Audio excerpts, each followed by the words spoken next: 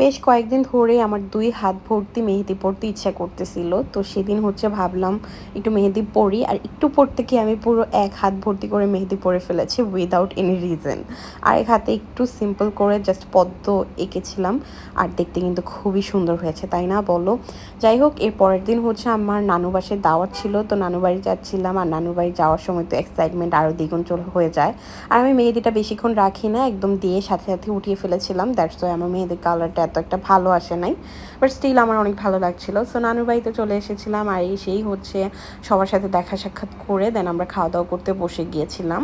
আর এখানে ফার্স্টে পোলাও, তারপর চিকেন ফ্রাই, রোস্ট, এত খাবার দেখে না আসলে খাওয়া হয় না, বাট সেদিন আমি এত গরম লাগছিল, তারপর আমি একটু একটু করে সব কিছু ট্রাই করেছিলাম।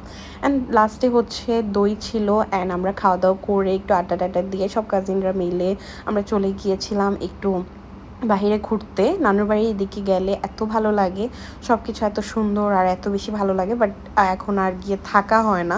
এটাই আফসোস, যদি সবাই মিলে একসাথে থাকা হতো তাহলে আরও ভালো হতো। তো যাই হোক, এখানে লাস্টে একটা আইসক্রিম খেয়েছিলাম। আরও অনেক অ্যাক্টিভিটিস ছিল, বাট আমার কোনো কিছু তেমনভাবে রেকর্ড করা হয়নি। তো যাই হোক, আজকে ভিডিওটা এই পর্যন্তই। দেখা হবে নেক্সট কোনো সুন্দর ভিডিওতে। আজকের মতো আল্লাহ হাফেজ।